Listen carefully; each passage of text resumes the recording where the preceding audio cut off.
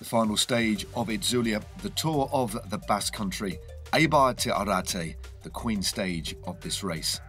135.7 kilometres, but with 3,500 metres of elevation gain. 7 categorised climbs, and it will be the climb of Arrate to finish this race, as it has done since 2009. At an early breakaway containing Davide Formolo, also there Tony Galopin and Nelson Oliveira. They were kept in check by the peloton being led by the Ineos Grenadiers. Geraint Thomas doing a lot of work on the front. And then it was the turn of Formolo to go clear, dropping Oliveira in the process. He was having a very, very strong day. This was on the climb of the Krabelin, and it was Primoz Roglic. Yellow jersey was taken from him, but he was looking very, very strong today and setting an infernal pace up the climb, as was Enric Mas, but struggling in the wake of the climbers was Remco Evenepoel, the yellow jersey, struggling over the top of the climb. In the mix though, Mas, also there, Jon Izagirre, Jonas Vingegaard, and also Dani Martinez. Remco Evenepoel just behind. On the descent of the climb, it was Mas who took a tumble, skidding it into the crash barriers. Thankfully, he did manage to finish the race, but was injured. Davide Formolo was eventually caught by a group containing Jon Izagirre, an absolutely flying Pello Bilbao, but this time Remco Evenepoel had missed it. Dani Martinez was also dropped on the descent and forced to chase behind. Thankfully, there was a unity between the two chases, and the groups did eventually merge. Marc Soler, one of the final riders across, when he got on, there was another counter-attack by Jon Izagirre. It was a thrilling day's racing, so unpredictable. Davide Formolo there, nearly taking the wrong way. The final intermediate sprint of the day, offering up time bonuses, was won by Remco Evenepoel ahead of Martinez. But then heading on to the lower slopes of the final climb of the day, this man, definitely man of the match, Davide Formolo, went clear. The first of the GC riders to really open things up on the lower slopes of the climb to Arrate was Jon Izagirre, and this immediately put Remco Evenepoel under pressure.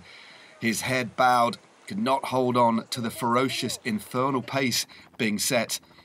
And with 3.7 kilometres to go, there was a crash. Jon Izagirre touching wheels with Jonas Vingegaard. Formolo didn't know what was going on. He was in front, but there we go. A little bit of a line deviation there from Vingegaard. And Jon Izagirre, urged on by the Basque crowd, was forced to chase. Meanwhile, Alexander Vlasov, sensing a spot on the podium, forced another group clear. Dani Martinez, happy to help, as the win was within his grasp. Marc Soler opened up his effort with 400 to go, but timing it to perfection with 150 metres left of the final stage was Jon Izagirre, rounding the corner with great speed and taking a quite magnificent win ahead of Alexander Vlasov, safely in the group, Dani Martinez, to secure the overall win. Pello Bilbao also not too far away.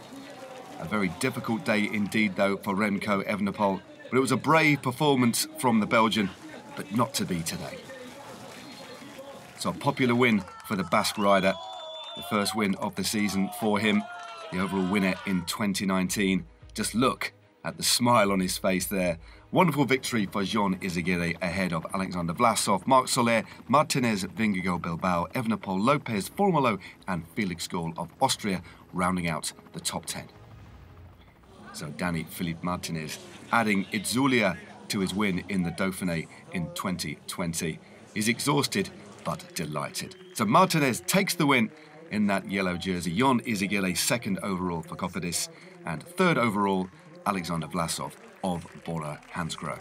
So the final top 10, Dani Martinez takes the win ahead of Jon Izagirre, Vlasov in third. Then we have Evenepoel, Bilbao, Vingegaard, Soler, Roglic, Mas and Rigoberto Urán, rounding out the top 10 on what has been an absolutely vintage edition of Itzulia. We'll see you next year.